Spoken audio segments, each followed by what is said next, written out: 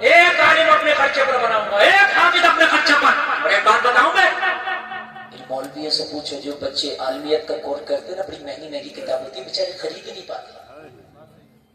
اور ان میں کا کوئی مولوی نہیں ہوگا جو یہ کہہ دے حضرت میں نے اپنے من کی سب کتابیں خرید لی، مجھ سمیت. دل چاہتا ہے یہ بھی خرید لیں، یہ بھی خرید لیں، مگر بعض کتاب 10,000 کی ہے. بات ہے. کسی مولانا سے کہو میرا باپ انتقال کر گیا حضرت کون سی کتاب چاہیے، اپنے ابا کے نام سے لے کے دے رہا ہوں. اور ایک پیغام اور دے رہا ہوں علماء کی موجودگی میں، اور وہ بھی سن لیں. ایک رسم بہت چل گئی ہے، ابا مرے قرآن کی پیٹی لی، لکھ دیا برائے سارے ثواب، رکھ دی مسجد. چٹے لگے پڑے،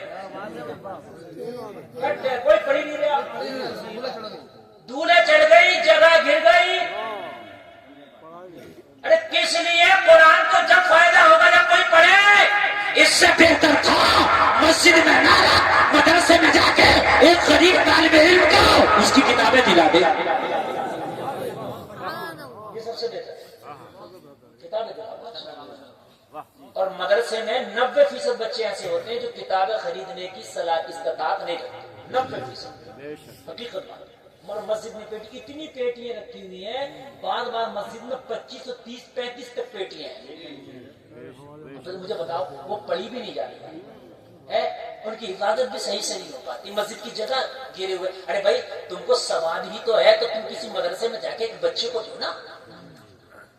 اچھا کچھ لوگوں کا ذہن یہ ہے کہ مسجد میں ہی دینے سے ثواب ہے. مولوی کہتے کہتے مر گیا مدرسے کو دے دے، مدرسے کو نہیں دے رہا، مسجد میں اعلان کر رہا کہ دیو.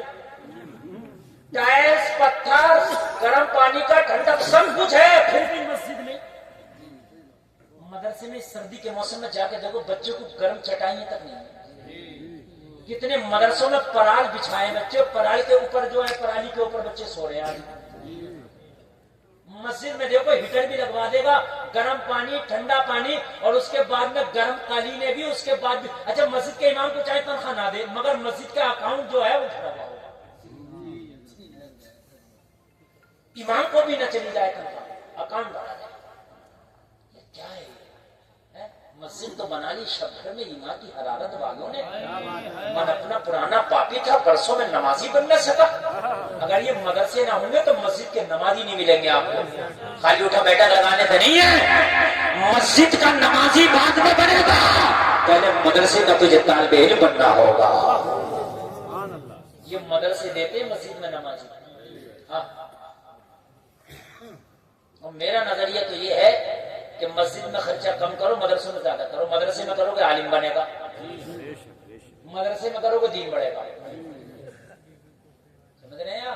بعض تو مسجد بنوا دی ہے، بڑا خوشحال ہے صاحب کون متولی صاحب نے سفر ہے میری مسجد دیکھو حضرت 1 کروڑ روپیہ لگوایا میں نے. تو مجھ کو کہا ایسے تاؤ دیتا پھر گیا تو نے 1 کروڑ روپیہ لگوایا تو دنیا میں ڈنڈے کیوں یہ پیٹ رہا، ڈنکے کیوں پیٹ رہا.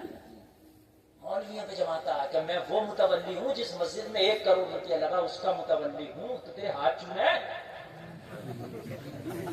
نہیں. بات بتاؤ مجھے، ایک متولی امام کی ٹیسٹ لے رہا، ٹیسٹ امام کا ٹیسٹ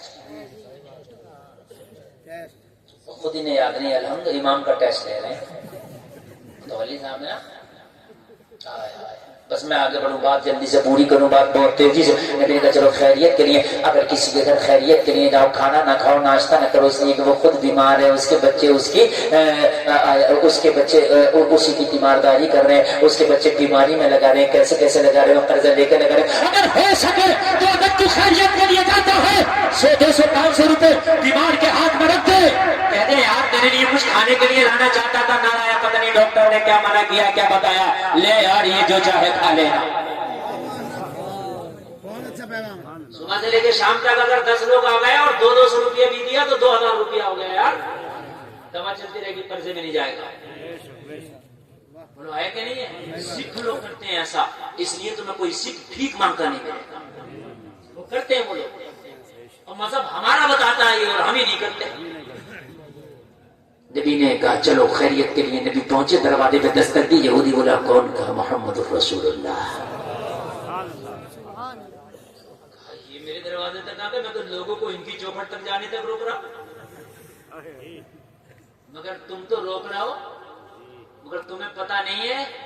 بڑگے ہنا پہ لکھتا ہوں میں درد دل کی بات، شاید کہ رفتہ رفتہ لگے دل ربا کے ہاتھ، تیرا بیٹا درد دل کی بات لکھایا ہے۔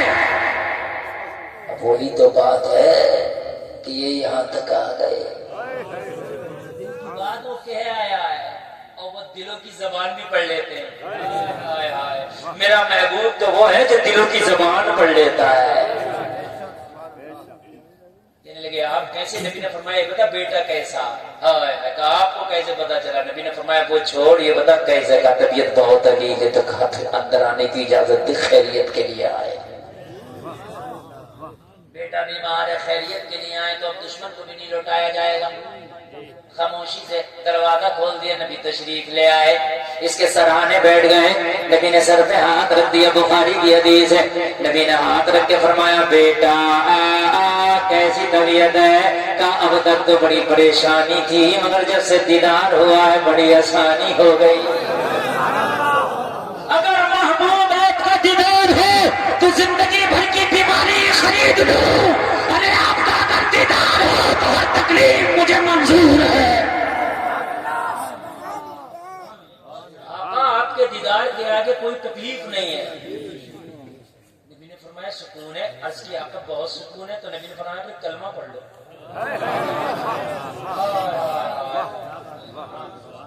میں نے ایک جملہ بولا تھا، نبی سے جو محبت کر جائے جب تک مرتا نہیں جب تک کہ جنتی نہ ہو جائے۔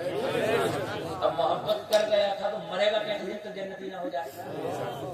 کلمہ پڑھ لو۔ ان باپ کو دیکھا، باپ دشمن ہے، کلمے کی ڈیمانڈ کر رہے ہیں، کہیں ایسا نہ ہو میرے نبی کی شان میں گستاخی کر دے، اس لیے کہ میرا باپ کھلم کھلا مخالفت کرتا۔ باپ کو دیکھا سہن کرے گیا، اس نے اپنی نگاہوں کو جھکا لیا، ڈر گیا، مگر نبی تھوڑی ڈرتے ہیں، نبی نے دوبارہ پھر کہہ دیا بیٹا کلمہ پڑھ لو۔ تو یہ پھر ڈر گیا، باپ کو دیکھا، باپ کھڑا ہے سامنے، تو کیا کہے؟ سوچ رہا ہے کہ میرا راز بھی کھل جائے گا، میں روزانہ جاتا تھا وہاں، یہ بات اب نبی کہہ دیں کیا ہوگا؟ نبی نے تیسری مرتبہ کہہ دیا بیٹا کلمہ پڑھ لو۔ اس نے نگاہوں کو اٹھایا، باپ نے اس کی نگاہوں کو دیکھا تو باپ بول اٹھا، ارے بار بار مجھے کیا دیکھتا ہے؟ یہ روزانہ تھوڑی کسی کے گھر کلمہ پڑھانے آتے ہیں، تیرا نصیبہ جاگا ہے کہ تیرے گھر آئے ہیں، ارے کہتے ہیں تو پڑھ لے۔ واہ واہ واہ واہ، سبحان اللہ سبحان اللہ۔ اتنا کہنا تھا، نبی نے ہاتھ بڑھایا، اس نے کلمہ پڑھا، کلمہ پڑھتا جا رہا ہے، اعلان کرتا جا رہا ہے کہ یا رسول اللہ جو جان مانگو تو جان دیں گے، جو مال مانگو تو مال دیں گے، ہوگا نہ ہم سے کبھی اور کس نبی کا جاہو جلال دیں گے۔ اور ڈاکٹر اقبال بھی کیوں خاموش رہے؟ کیا اٹھے کہ محمد سے وفا تو نے تو ہم دیتے ہیں، ارے یہ جہاں چیز ہے کیا لوح و قلم تیرے۔ کلمہ اور نبی کلمہ پڑھا کے اس کے گھر سے تشریف لے آئے، سارے صحابہ تشریف لے آئے۔ آخری بات تقریر میری ختم، 1 گھنٹہ 35 منٹ میری تقریر ہو گئی، پتہ بھی نہیں چلا یہ کدھر ہو گئی۔ اللہ سلامت رکھے، اچھا آپ نے سنا، اللہ برکت عطا فرمائے۔ مدینہ شریف جا رہے ہیں ان کے والد صاحب، ان کے سفر کو اللہ آسان فرمائے، اور مدینے والے جب ان کے گھر سے آئے تو یہودی کے بیٹے کا انتقال ہو گیا۔ کیا ہو گیا؟ انتقال ہو گیا۔ نبی کو کسی نے بتلایا بھی نہیں، نبی نے خود فرمایا صحابہ سے جسے کلمہ پڑھایا تھا اس کا انتقال ہو گیا، مگر تمام تعریفیں اس رب کی کہ جس نے اس کو جنت کا حقدار بنا دیا۔ جنتی ہو کے گیا، جنتی اللہ سلامت رکھے۔ یہ دل صرف مصطفیٰ کے لیے ہے۔ کس کے لیے؟ صرف مصطفیٰ کے لیے۔ آج کے بعد اس دل میں سب سے بڑھ کے کسی کی محبت ہوگی تو مدینے والے کی، بولے انشاءاللہ اللہ سلامت رکھے۔ بس یہی میرا پیغام تھا، نبی سے محبت کر جاؤ۔ کہنے سننے میں خطا ہوئی توبہ کرتا ہوں، مولا معاف فرمائے۔ کلمہ شریف پڑھیں، لا الہ الا اللہ محمد الرسول اللہ۔ بیٹھیں 2-3 اشعار افضل صاحب کے ہوں گے، اور اس کے بعد آپ سنیں گے تو ہمارے جو منظری صاحب ہیں ان کا کلام ہوگا، اور آپ سنیں گے نہیں؟ کہیں گے تو نہیں نا؟ اسلام زندہ باد، وما علینا الا البلاغ۔ امامت کے آپ بالکل جلسے